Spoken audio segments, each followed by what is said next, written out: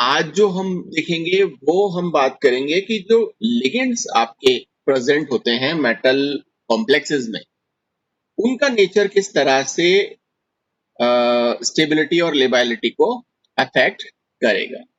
ठीक है, तो आज जो हम बात करेंगे वो बात करेंगे nature of ligand, nature of ligands के बारे में। हालांकि ये शायद मैंने कल स्टार्ट कराया था, कोई बात नहीं, लेकिन वापस से हम थोड़ा सा देख लेते हैं कि साइज और चार्ज, जिस तरह से हमने देखा कि मेटल का जो चार्ज है और साइज है वो स्टेबिलिटी को अफेक्ट करता है, इसी तरह से लिगेंड का जो साइज और चार्ज है वो भी क्या करता है, जो स्टेबिलिटी है या लेबिलिटी है उसको अफेक्ट करता है। ठीक है, जैसे अगर ज्यादा चार्ज हुआ, मतलब हायर चार्ज की अगर हम बात करें कि चार्ज जो है वो ज्यादा हो, तो चार्ज अगर देखो ज्यादा होगा लिगेंड का, तो भी क्या करेगा कि जो मेटल और लिगेंड के बीच में जो बॉन्ड है वो ज्यादा इलेक्ट्रोस्टैटिक अट्रैक्शन फोर्स आएगी वहां पे, और ज्यादा इलेक्ट्रोस्टैटिक अट्रैक्शन फोर्स होगा तो ये जो बॉन्ड है मेटल लिगेंड के बीच का, ये क्या बनेगा, स्ट्रॉन्गर बॉन्ड बनेगा, और स्ट्रॉन्गर बॉन्ड होने की वजह से जो इसकी स्टेबिलिटी है वो ज्यादा हो जाएगी और लेबिलिटी जो है वो कम हो जाएगी। अगर हम यहाँ पर साइज की बात करें तो यहाँ पर भी अगर साइज छोटा होगा तो ज्यादा आसानी से अप्रोच कर पाएगा लिगेंड के पास में ये, और ज्यादा इलेक्ट्रोस्टैटिक अट्रैक्शन फोर्स के साथ में एक स्टेबल कंपाउंड फॉर्म करता है। तो साइज और चार्ज दोनों ही जो स्टेबिलिटी है उसको इफेक्ट करते हैं। साइज छोटा होता है, चार्ज ज्यादा होता है, तो स्टेबिलिटी क्या होती है, इंक्रीज होती है। जैसे कि अगर मैं इसको यहाँ पर एक एग्जांपल के थ्रू देखूं, जैसा मैं कल भी आपको बता रहा था कि मान लीजिए कि आपके पास में ये 3 ऑक्सीडेशन स्टेट का एक Fe आयन है, ठीक है, और ये फ्लोराइड के साथ में हमने एक कॉम्प्लेक्स इसका बना दिया या मेटल कॉम्प्लेक्स बना दिया। ठीक है, तो यहाँ पर 2+ चार्ज आ गया क्योंकि एक जो है F ने एक नेगेटिव चार्ज इसको दे दिया। क्लोरीन की जगह हम इसी Fe3 के साथ में क्लोरीन को भी ले सकते हैं, है ना। अगर हमने क्लोराइड के साथ में इसको लिया तो भी यहाँ पर इस तरह से 2+ चार्ज आ गया और इस तरह का ये कंपाउंड बना। अब अगर हम यहाँ पर कंपेयर करें इन दोनों कंपाउंड्स को, तो आप देखो फ्लोरीन और क्लोरीन ये लिगेंड है दोनों। अब इन दोनों लिगेंड्स में से चार्ज की अगर हम बात करें तो फ्लोराइड जो है उस पर भी सिंगल माइनस चार्ज है और क्लोराइड जो है उस पर भी सिंगल माइनस चार्ज है। लेकिन अगर हम इनके साइज की बात करें, यहाँ साइज की बात करें, तो साइज आप देखोगे कि फ्लोरीन जो है उसका साइज छोटा होता है और क्लोरीन का साइज बड़ा होता है, क्योंकि जब हम ग्रुप में ऊपर से नीचे की तरफ आएंगे तो साइज क्या होता है, इंक्रीज होता है। तो ये जो फ्लोराइड है इसका साइज छोटा है, तो ये फ्लोराइड साइज जब छोटा रखेगा तो इस कंपाउंड का जो स्टेबिलिटी है वो क्या होगी, ज्यादा होगी बजाय इस FeCl2+ से। ठीक है ना, तो यहाँ साइज को आप इजीली बता सकते हो।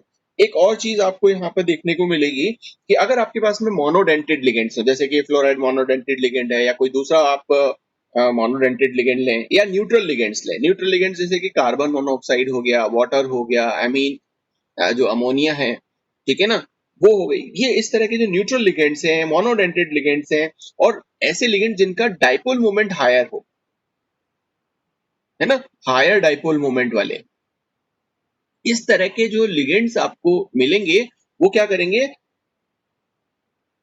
स्टेबल कॉम्प्लेक्स फॉर्म करते हैं। ठीक है ना, तो स्मॉलर साइज के हों, हायर चार्ज के हों, मोनोडेंटेड हों, न्यूट्रल हों, high dielectric high dipole moment हो, ये सभी के सभी प्रॉपर्टीज अगर किसी लिगेंड में आपको मिलेंगी तो वो एक स्टेबल कंपाउंड फॉर्म करता है। ठीक है, दूसरा जो फैक्टर है वो है लिगेंड्स का बेसिक करेक्टर। बेसिक करेक्टर, अब देखो लिगेंड बेसिक करेक्टर क्या होता है, बेसिक करेक्टर वो होता है जहां पे जो लोन पेयर है, जो लोन पेयर लिगेंड के पास में है या इलेक्ट्रॉन पेयर जो लिगेंड के पास में है वो इजीली दे दे, तो इलेक्ट्रॉन डोनर प्रॉपर्टी जो है वो बेसिक नेचर को इंडिकेट करती है। और लिगेंड्स के पास में या तो लोन पेयर होता है या नेगेटिव चार्ज का वो जो इलेक्ट्रॉन पेयर है वो होता है। तो ये बेसिक कैरेक्टर यहाँ पर शो करते हैं। अब बेसिक कैरेक्टर ज्यादा कब होगा? जब वो ज्यादा से ज्यादा इलेक्ट्रॉन पेयर्स को सेंट्रल मेटल एटम को प्रोवाइड करेगा। ये जो मेटल है इसके पास में वेकेंट ऑर्बिटल्स होते हैं, और ये जो लिगेंड है इसके पास में लोन पेयर या इलेक्ट्रॉन पेयर होता है। ये इसको अपने जो लोन पेयर या इलेक्ट्रॉन पेयर जो है वो इसको डोनेट कर देता है। तो जितने ज्यादा इलेक्ट्रॉन पेयर ये लिगेंड डोनेट करेगा, इसकी जो बेसिक कैरेक्टर है वो भी क्या हो जाएगी? ज्यादा हो जाएगी। और जितनी ज्यादा बेसिक कैरेक्टर होगी उतना ही स्टेबल बॉन्ड ये फॉर्म करेगा, और स्टेबल बॉन्ड फॉर्म होगा तो वो जो मेटल कॉम्प्लेक्स है वो क्या हो जाएगा? स्टेबल हो जाता है। ठीक है ना? या फिर हम कई बार इसको इस तरह से भी देख सकते हैं कि ऐसे लिगेंड्स जो हाइड्रोजन आयन को, जो H प्लस आयन होता है, मान लीजिए कि कोई लिगेंड है, मान लीजिए कि F माइनस लिगेंड है, ठीक है, और हमने कहा कि H प्लस आयन को जितना ज्यादा अच्छे से बांध के रखेगा, चाहे क्लोराइड हो,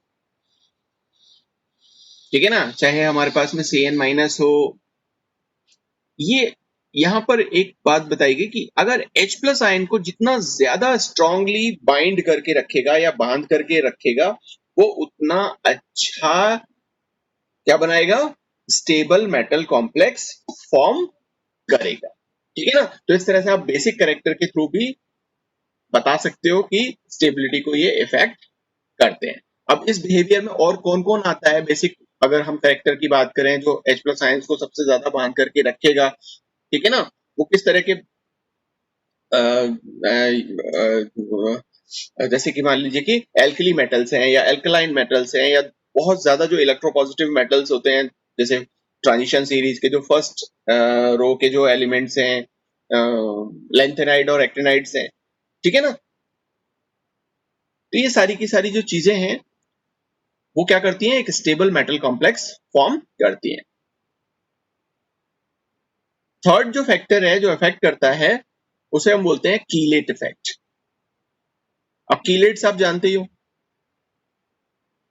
अगर आप लोगों से हम पूछें कि कीलेट्स क्या होते हैं, तो बहुत पहले से आप इस कीलेट को पढ़ते आए हो। अब कीलेट वो कॉम्प्लेक्सेस होते हैं या वो लिगेंड्स होते हैं। अब कीलेटिंग लिगेंड्स की अगर हम बात करें तो वो लिगेंड्स जो मेटल के साथ में कोऑर्डिनेट बॉन्ड जब बनाते हैं या बॉन्डिंग करके और एक साइक्लिक रिंग बना लेते हैं, उसको हम क्या बोलते हैं? कीलेटिंग लिगेंड बोलते हैं। ठीक है ना? तो ऐसे कॉम्प्लेक्सेस जिसमें कीलेट रिंग प्रेजेंट हो वो ज्यादा स्टेबल होती है, बजाय ऐसे कंपाउंड्स के जिसमें कीलेट रिंग ना हो। ठीक है ना? जैसे अगर आप इसको देखोगे, जैसे मोनोडेंटेड जो मोनोडेंटेड लिगेंड जो है वो कभी भी कीलेट कंपाउंड नहीं बनाते, बल्कि कौन बनाएंगे? मल्टीडेंटेड लिगेंड्स जो हैं वो बनाएंगे। जैसे कि अगर हम यहाँ पर एक एग्जांपल लें और इसको इस एग्जांपल से समझने की कोशिश करें, जैसे मान लो कि हमारे पास में यहाँ पर एक कंपाउंड है, ये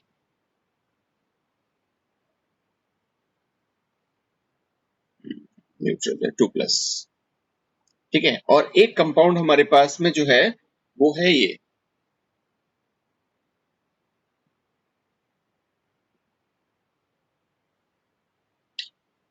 नाम की अगर हम बात करें तो ये टेट्राएमीन कॉपर 2+ है आयन, और ये बिस एथिलीन डायमीन कॉपर 2+ आयन है। ठीक है, ये EN जो है वो एथिलीन डायमीन को बताता है। ये नोमेनक्लेचर आपने पहले से पढ़ा है।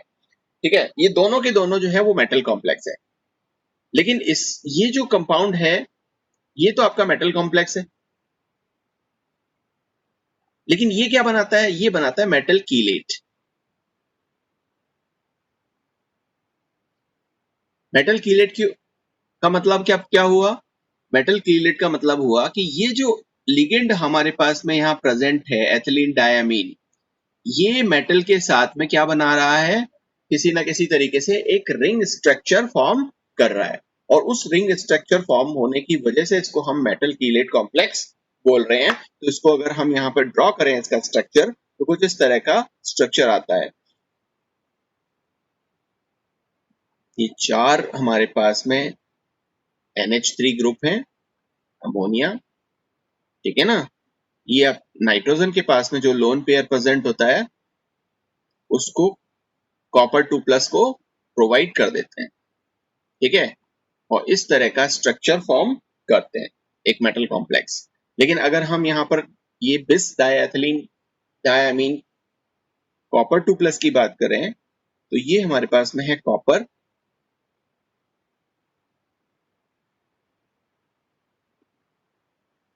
और एथिलीन डायमीन क्या होती है? एथिलीन डायमीन होती है यहाँ पे बता देता हूँ, ये तो होता है आपका एथिलीन डायमीन NH2 NH2। इसमें दो एमीन ग्रुप जो है NH2 NH2, इसलिए इसको डायमीन बोलते हैं। और ये हमारे पास में एथिलीन है तो एथिलीन डायमीन ये हो जाता है। दो हैं यहाँ पे इसलिए हमने बिस लगा दिया। ठीक है, सो इसको अगर हम यहाँ पे देखें तो ये हमारे पास में NH2 यहाँ पे डोनर है, NH2 यहाँ पे भी डोनर है, और उसके सॉरी ये CH2 और ये भी हमारे पास CH2। ठीक है, इसी तरह से हम यहाँ पे देखेंगे ये NH2 नाइट्रोजन डोनर है और ये CH2 और CH2। तो इस तरह से अगर आप देखो तो ये क्या बना रहा है? ये एक रिंग बना रहा है। ये क्या कर रहा है? एक रिंग बना रहा है इस कॉपर के साथ। ठीक है, ऐसे ही इस तरफ भी एक रिंग बन रही है इस कॉपर के साथ में। तो अगर कोई लिगेंड मेटल के साथ में कोऑर्डिनेट बॉन्ड बनाते हुए कोई रिंग बना ले, ठीक है, तो ऐसे जो लिगेंड्स हैं उनको हम कीलेटिंग लिगेंड्स बोलते हैं, और इस तरह से जो कॉम्प्लेक्स बनेगा उसको हम कीलेट कॉम्प्लेक्स बोलते हैं। अगर आप अब इस स्टेबिलिटी की बात करो तो जहां पे भी रिंग स्ट्रक्चर इस तरह से कीलेट फॉर्म करता हुआ बनता है वो स्ट्रक्चर्स ज्यादा स्टेबल होते हैं। तो ये जो कंपाउंड है हमारा ये ज्यादा स्टेबल होगा। जो बिस डायथिलीन सॉरी बिस डायथिलीन डायमीन कॉपर 2+ जो है वो ज्यादा स्टेबल होगा बजाय टेट्रा एमिनो कॉपर 2+ के। ठीक है, लेकिन अगर मैं आपसे यहाँ पे एक और चीज पूछूं कि और हाँ एक चीज और, जिसमें रिंग नहीं है, यहाँ पे रिंग नहीं है, यहाँ पे रिंग है, तो ये तो नो डाउट जहां पे रिंग नहीं है वो कम स्टेबल है, जहां पे रिंग है वो ज्यादा स्टेबल है। लेकिन ये रिंग्स कितनी ज्यादा है, मतलब अगर एक रिंग है, दो रिंग है, तीन रिंग है, चार रिंग है, जितनी ज्यादा रिंग्स वहां पे प्रेजेंट होंगी वो जो कॉम्प्लेक्स कंपाउंड है वो उतना ही ज्यादा स्टेबल होगा। ठीक है, जैसे अगर यहाँ पे हम बात करें एक, ये जैसे ये दो रिंग्स बना रहा है, एक तीन रिंग का एग्जांपल अगर मैं आपको दूं,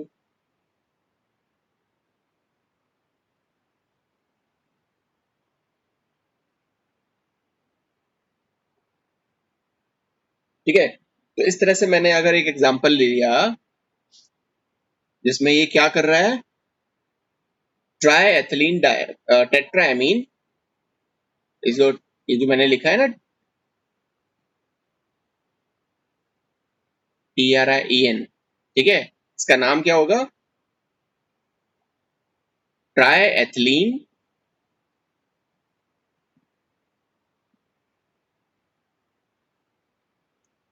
टेट्रा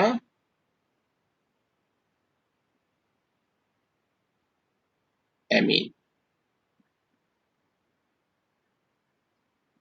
ठीक है, अब ये होता क्या है?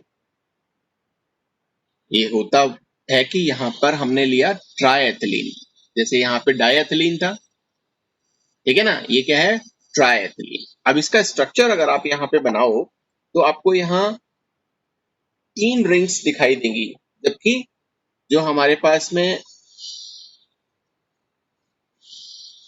ये कंपाउंड था इसमें हमने दो रिंग्स देखी थी। यहाँ पर आपको मिलेंगी थ्री रिंग्स और इसमें मिलेंगी टू रिंग्स, है ना। उसको स्ट्रक्चर के फॉर्म में अगर हम देखें तो किस तरह से स्ट्रक्चर आएगा इसका,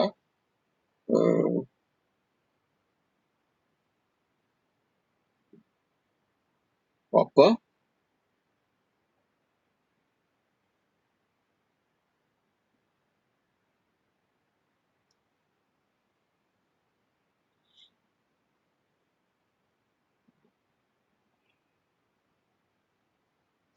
ये NH, CH2, CH2 और NH, ठीक है, और ये NH, CH2, CH2 इस तरह से, और फिर एक हो गया, दो हो गया, तीन, NH, CH2, CH2। अब आप यहाँ पे देखो कि एमीन कितने हैं हमारे पास में, एक, दो, तीन और चार। तो टेट्राएमीन तो ये हो गया। और मैंने बताया था कि ट्राइएथिलीन, ट्राइएथिलीन का मतलब एक एथिलीन, दो एथिलीन और तीसरी एथिलीन, ठीक। और अगर आप रिंग की बात करो तो एक रिंग ये वाली फॉर्म हो रही है, एक रिंग ये वाली फॉर्म हो रही है, और एक रिंग ये फॉर्म हो रही है। तो इस तरह से ये जो हमारे पास में ट्राइएथिलीन टेट्राएमीन कॉपर 2+ जो कॉम्प्लेक्स आयन है वो 3 रिंग्स फॉर्म कर रहा है, जबकि बिस diethylene diamine copper 2+ 2 ring form कर रहा है। तो यहाँ पे जो स्टेबिलिटी होगी वो इसकी ज्यादा होगी क्योंकि ये 3 रिंग्स फॉर्म करता है, ठीक है ना। तो इसके नंबर पर भी ये डिपेंड करती है। कीलेट में ही अगर, तो आपने यहाँ पर दो चीज देखी, एक तो वो कि जो रिंग बनाते हैं और नहीं बनाते, नहीं बनाते हैं वो कम स्टेबल, जो बनाते हैं वो ज्यादा स्टेबल। अब दूसरी बात ये आती है कि रिंग्स का नंबर अगर जहां पे ज्यादा हो, जितनी ज्यादा रिंग्स बनेंगी उतना ज्यादा स्टेबल कंपाउंड वहां पे बनता है। अब एक तीसरी चीज और आती है यहाँ पे कि कितने मेंबर्ड रिंग बन रही है, ठीक है ना। कितनी मेंबर्ड रिंग मतलब, जैसे कि वो 3 मेंबर्ड रिंग बना रहा है, या 4 मेंबर्ड रिंग बना रहा है, या 5 मेंबर्ड रिंग बना रहा है, या 6 मेंबर्ड रिंग बना रहा है, कितनी रिंग्स वहां पे फॉर्म हो रही हैं, कितने नंबर ऑफ जो एटम्स हैं वो उस रिंग को बनाने में काम आए हैं, वो भी एक इंपॉर्टेंट फैक्टर है इसकी स्टेबिलिटी का। जैसे अगर आप यहाँ ऊपर इसी में देखें तो ये 5 मेंबर्ड रिंग है, ठीक है। 5 मेंबर्ड रिंग कैसे है, वो इस तरह से है कि कॉपर हो गया, और कॉपर से फिर ये NH2, और फिर ये CH2, फिर ये CH2, फिर ये CH2, फिर ये CH2, तो ये एक पेंटागन बन रहा है। तो ये 5 मेंबर्ड रिंग है, ठीक है। तो अगर हम यहाँ पे नंबर्स के हिसाब से देखें कि साहब कितना साइज किसी रिंग का हो तो कैसे स्टेबल है या नहीं है, या उसकी स्टेबिलिटी किस तरह से वेरी करती है, तो सबसे पहले हम बात करते हैं। देखो, अगर एक ही एटम है तो रिंग नहीं बनाएगा, दो एटम्स है तो रिंग नहीं बनाएगा क्योंकि वो लीनियर बना सकता है, तीन हैं अगर ग्रुप्स या एटम तो वो रिंग बना सकते हैं इस तरह से, ठीक है। तो सबसे पहले हम 3 मेंबर्ड कीलेट की बात करते हैं कि 3 मेंबर्ड कीलेट रिंग अगर कहीं पर प्रेजेंट होती है तो क्या होता है। तो सबसे पहले तो ये है कि ये बहुत ही अनस्टेबल टाइप का रिंग होगी, अनस्टेबल रिंग होगी, ठीक है। और अब तक हमने कोई भी ऐसी रिंग पता नहीं लगा पाए जो 3 मेंबर्ड कीलेट रिंग बना रहा हो, कोई कंपाउंड या कॉम्प्लेक्स कंपाउंड, ठीक है ना। तो ये जो 3 मेंबर्ड रिंग का जो कीलेट है वो अब तक क्या है, पता नहीं है, मतलब अननोन है, ठीक है। लेकिन ये होगा अनस्टेबल। अगर हम बात करें 4 मेंबर्ड रिंग की कि 4 मेंबर्ड रिंग कौन बनाता है, तो 4 मेंबर्ड रिंग जो है वो ऐसा नहीं है कि वो पता नहीं है, वो मालूम है, लेकिन बहुत कम ऐसे कीलेट कॉम्प्लेक्सेस हैं या मेटल कॉम्प्लेक्सेस हैं जो 4 मेंबर्ड रिंग फॉर्म करते हैं। लेकिन कौन करते हैं, इसमें ज्यादातर ऐसे होंगे जो कार्बोनेट्स वाले होंगे, कार्बोनेट्स, ठीक है, और या फिर नाइट्रेट्स या सल्फेट्स। ये जो लिगेंड्स हैं, कार्बोनेट, नाइट्रेट, सल्फेट्स, ये कीलेट बनाते हैं 4 मेंबर्ड रिंग का, ठीक है। लेकिन ये बहुत रेयर है ना, बहुत कम ऐसे हमने कंपाउंड अब तक खोजे हैं जो इस तरह का 4 मेंबर्ड रिंग जो कीलेट कॉम्प्लेक्स है वो बनाते हैं। अब बात आती है 5 मेंबर्ड और 6 मेंबर्ड की। 5 मेंबर्ड और 6 मेंबर्ड जो है ये बहुत ही कॉमन है, ये 5 मेंबर्ड और ये 6 मेंबर्ड। 5 मेंबर्ड और 6 मेंबर्ड ये 5 और ये 6 मेंबर। ये बहुत कॉमन है और काफी ज्यादा स्टेबल कंपाउंड बनाते हैं। अब हम ये नहीं कह सकते 5 मेंबर्ड और 6 मेंबर्ड में कि कौन ज्यादा स्टेबल बनाता है, क्योंकि यहाँ पर एक कंडीशन है। क्या कंडीशन है कि अगर हम 5 मेंबर्ड रिंग की बात करें तो ऐसा कोई भी कीलेट कंपाउंड जहां पे सिंगल बॉन्ड, केवल सिंगल बॉन्ड हो, सिंगल बॉन्ड्स मेटल के साथ में, जो लिगेंड का जो डोनर एटम है वो केवल और केवल उस रिंग के अंदर सिंगल बॉन्ड्स प्रेजेंट होंगे, तो 5 मेंबर्ड रिंग ज्यादा स्टेबल होगी बजाय 6 मेंबर्ड रिंग के। कि कोई ऐसा कीलेट बन रहा है जो 6 मेंबर्ड बना रहा है और 5 मेंबर्ड भी बना रहा है और सिंगल बॉन्ड ही है उन दोनों में, तो क्या होगा, जो 5 मेंबर्ड है वो ज्यादा स्टेबल होगी। और अगर हम 6 मेंबर्ड की बात करें तो 6 मेंबर्ड ऐसा कीलेट है जहां पर अनसैचुरेशन या डबल बॉन्ड या ट्रिपल बॉन्ड वहां पे प्रेजेंट होंगे, तो वो ज्यादा स्टेबल कीलेट कंपाउंड फॉर्म करेगा। ठीक है, अब मैं इसको एक एग्जांपल से समझा देता हूं तो आपको आसानी से समझ में आ जाएगा। ठीक है, जैसे मान लो कि ये हमारे पास ये मेटल है, ये मेटल है, ठीक है, और ये डोनर है ऑक्सीजन और इधर भी ऑक्सीजन, ये कार्बन,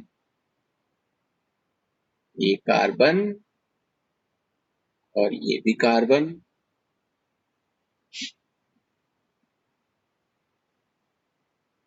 नाम बता सकते हो इसका?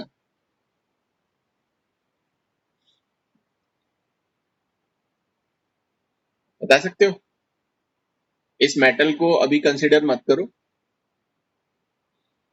इसका नाम बता दो, जो ये बाहर का जो पोर्शन में जो है, अगर आपको मालूम है तो, नहीं तो फिर मैं बताऊंगा अभी।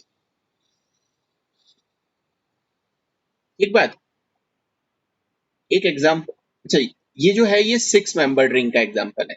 ये देखो, मेटल से अगर हम गिने तो 1 2 3 4 5 एंड 6, ठीक है ना? ये हम देखें 1 2 3 4 5 और 6, तो ये 6 membered ring, 6 membered ring form कर रहा है। अब यहाँ पर बात कर लेते हैं एक 5 मेंबर्ड रिंग की। मान लीजिए कि ये मेटल है आपका, ठीक है, और ये कोई डोनर एटम, तो अभी हमने जैसे एथिलीन डायमीन का लिया था उसी को ले लेते हैं।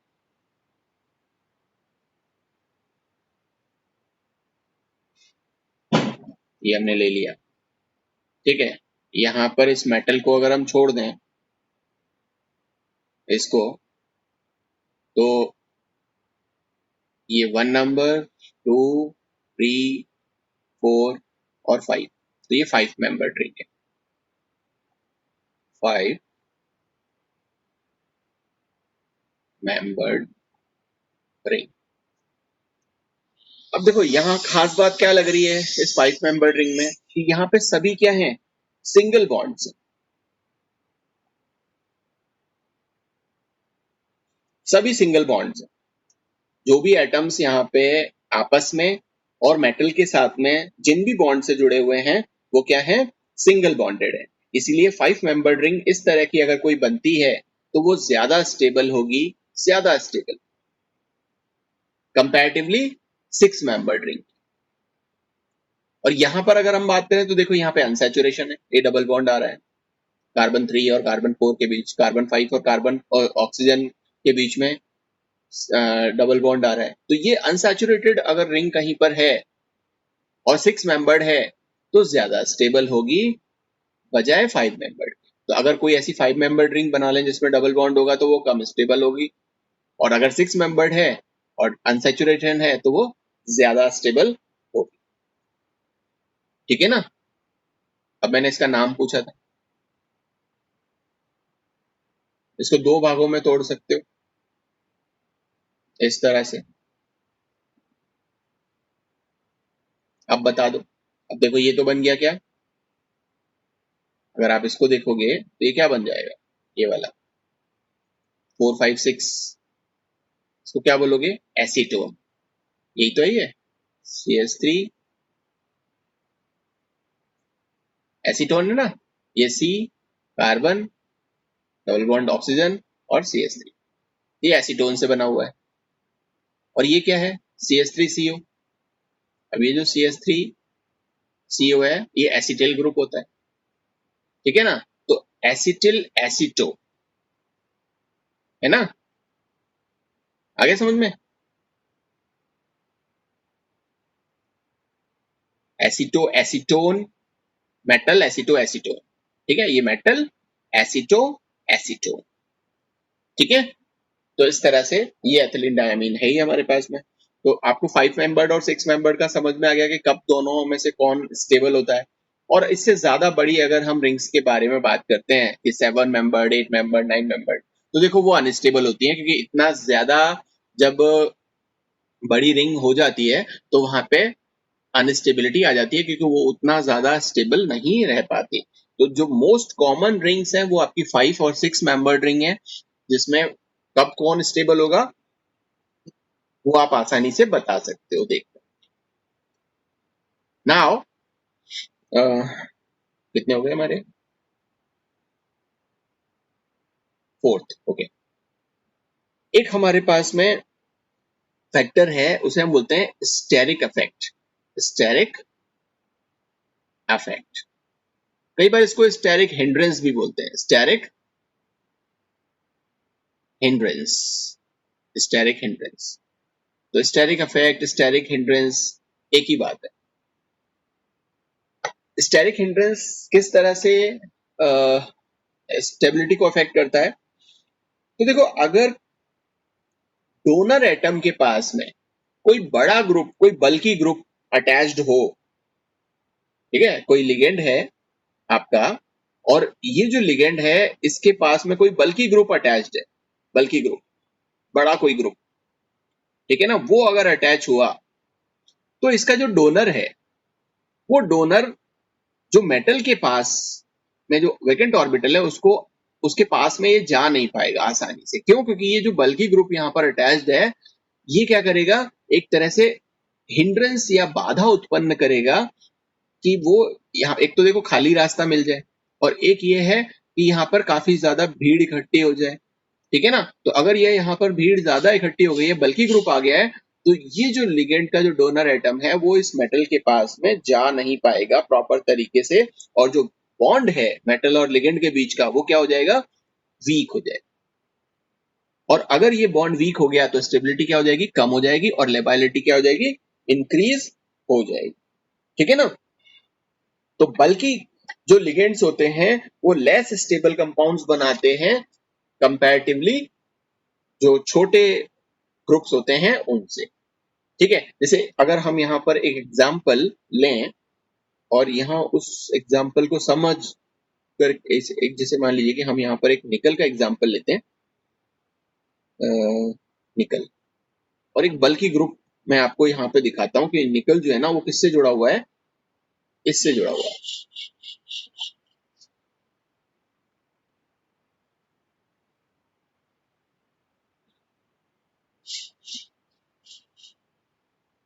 ये ऑक्सीजन और उस पर नेगेटिव चार्ज, ये डोनर एटम है आपका, ये वाला ऑक्सीजन, ठीक है। और ये दो है, और ये लिगेंड बन से ये जुड़ गया, ठीक है। नाउ अब इसको नाम क्या बोलोगे? नाम देने के लिए मैं यहाँ पर नंबरिंग करना शुरू कर देता हूँ। देखो 1, 2, 3, 4, 5, 6, 7 और ये जो है वो 8, ठीक है। और ये जो O माइनस है यहाँ, ये O माइनस इसलिए है क्योंकि ये हाइड्रोक्सिल ग्रुप था, यहाँ इसका H प्लस चला गया और ये O माइनस रह गया। तो ये 8th पोजीशन पर हाइड्रोक्सी ग्रुप है, तो 8 हाइड्रोक्सी, और ये होती है क्विनोलिन, ये जो होता है ना आपका,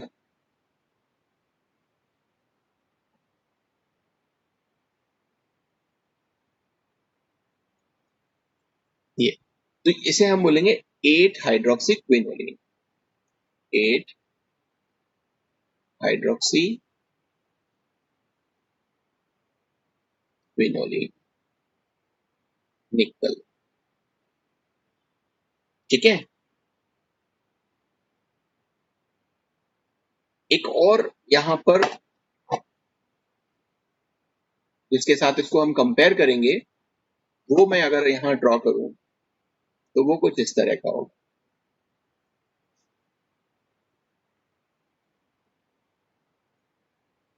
यही निकल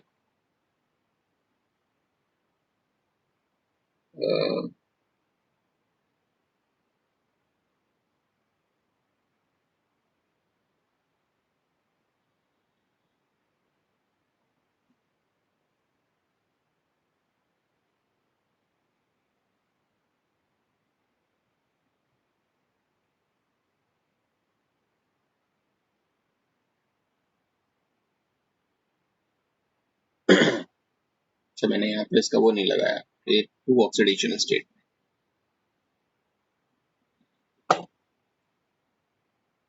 अब इसका क्या नाम होगा?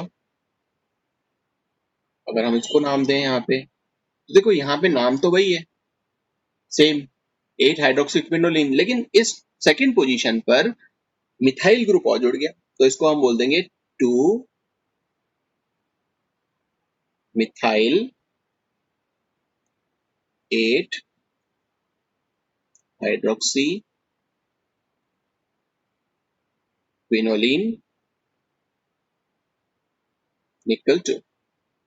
ठीक है, अब इन दोनों को अगर आप कंपेयर करो तो देखो ये जो ग्रुप है मिथाइल ग्रुप, ये एक बल्कि ग्रुप यहाँ पर अटैच हो गया, और ये जो डोनर था, ये डोनर अब उतनी आसानी से अपने जो इलेक्ट्रॉन्स हैं वो मेटल को प्रोवाइड नहीं कर पाएगा, क्योंकि यहाँ पे इसके पास में इस तरह का ये ग्रुप CH3 ग्रुप आकर के अटैच हो गया। क्योंकि अगर आप इसको ओपन करके देखो तो कुछ इस तरह का ये शो होता है।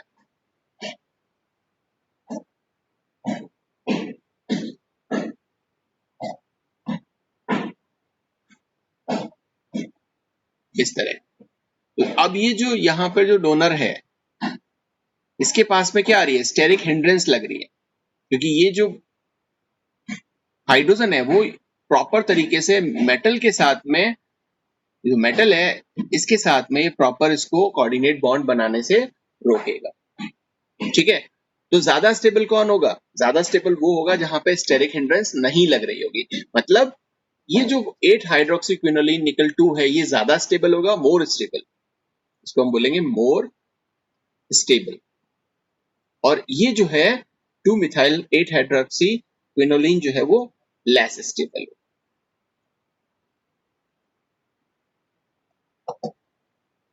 ठीक, इसको हम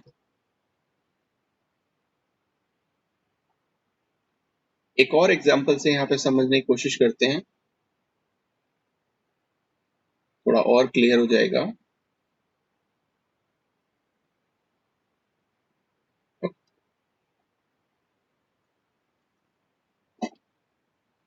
मान लीजिए, अब आप ही बताना कि कौन ज्यादा स्टेबल है कौन कम स्टेबल है। ये मान लीजिए कि आपके पास में है मेटल,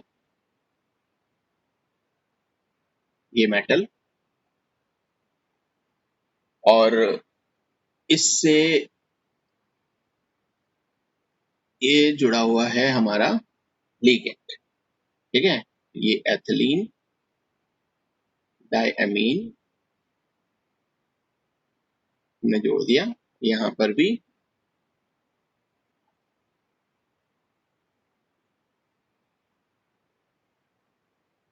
एथिलीन डायमीन जोड़ दिया। ठीक है, एक तो हमारे पास ये है, एक हमारे पास में क्या होगा? हमने लिया यहाँ पे मेटल, ये मेटल, और इससे हमने ये जोड़ दिया इसके डोनर एटम्स के साथ। ठीक है, और अब हम करेंगे क्या? यहाँ पर सिंपल सी एक चीज आप ध्यान रखो, मैं वही जोड़ देता हूँ सेम।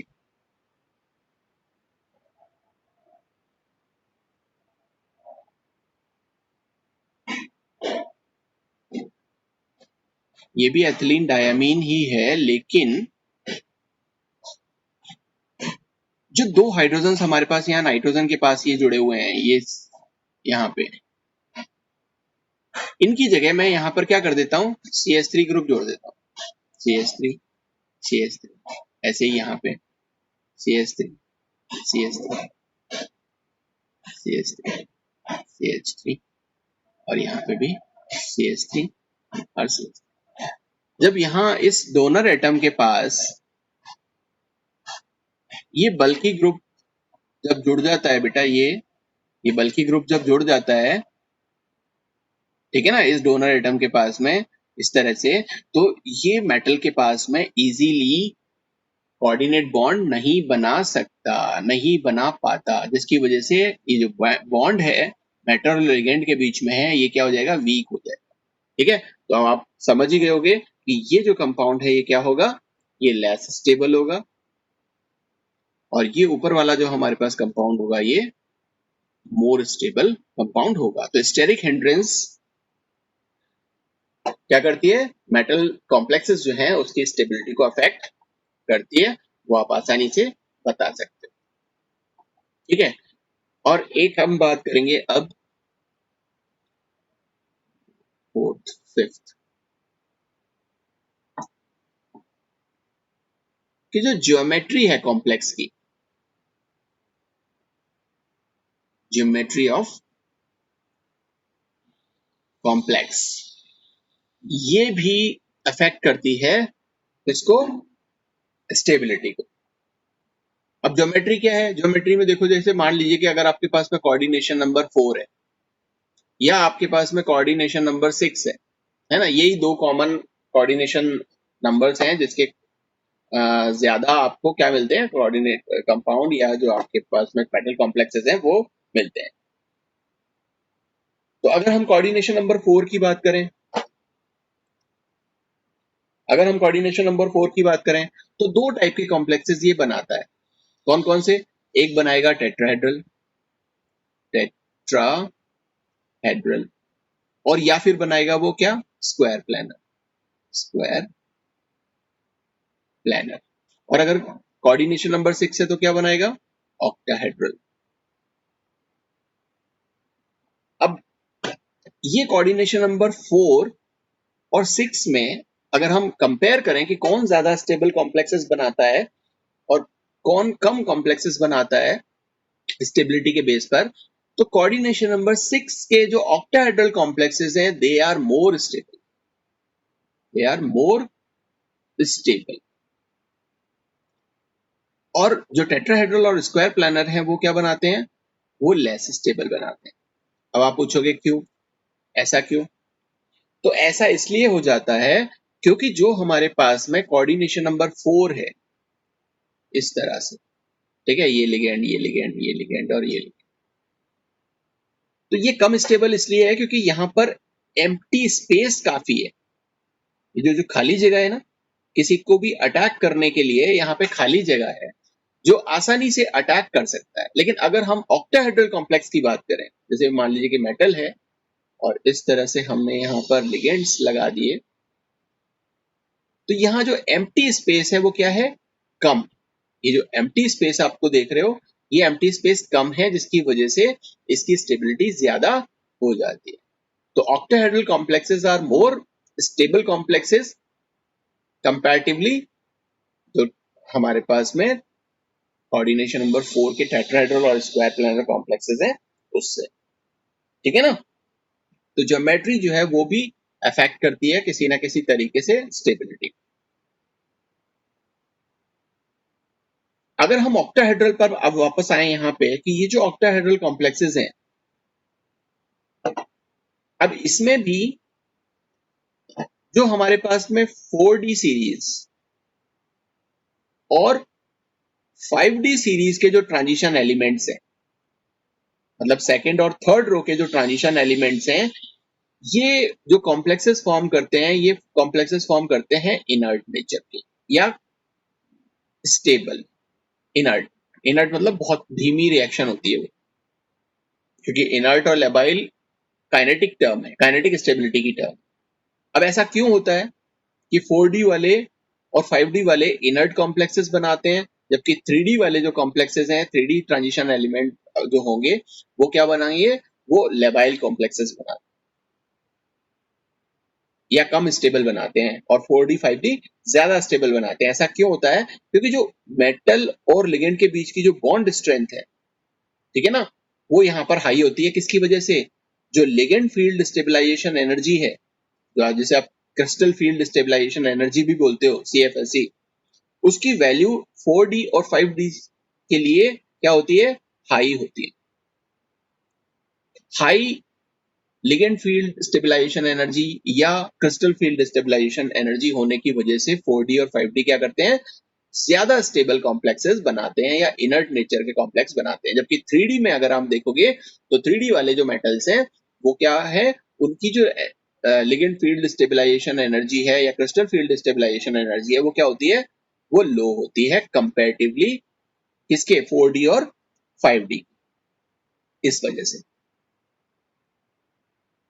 तो ज्योमेट्री आप समझ में आई कि कोऑर्डिनेशन नंबर 6 वाले ज्यादा स्टेबल बनाते हैं, कोऑर्डिनेशन नंबर 4 वाले जो है वो कम स्टेबल कंपाउंड्स बनाते हैं। अगर हम ऑक्टाहेड्रल में भी जाएं कोऑर्डिनेशन नंबर 6 में, तो वहां पर भी जो 3D वाले हैं वो कम स्टेबल कंपाउंड्स बनाएंगे और 4D 5D वाले ज्यादा स्टेबल कंपाउंड्स फॉर्म करते हैं। ठीक है, नेक्स्ट जो हमारी क्लास होगी उसमें हम बात करेंगे कुछ और फैक्टर्स की जो इन्हीं कोऑर्डिनेशन नंबर 6 को लेकर के है। क्या? कि वैलेंस बॉन्ड थ्योरी और जो क्रिस्टल फील्ड थ्योरी है वो, इन दोनों के अकॉर्डिंग कब कंपाउंड ज्यादा स्टेबल बनेगा। क्योंकि यहाँ पर जब हम थ्योरीज को लगाते हैं तो हमारे पास में आता है कि साहब कुछ कंपाउंड्स ऐसे होते हैं जो इनर ऑर्बिटल कॉम्प्लेक्सेस हैं, कुछ ऐसे कंपाउंड्स हैं जो आउटर ऑर्बिटल कॉम्प्लेक्सेस हैं। ठीक है ना? अब ये जो इनर ऑर्बिटल कॉम्प्लेक्सेस हैं, आउटर ऑर्बिटल कॉम्प्लेक्सेस हैं, ये कब स्टेबल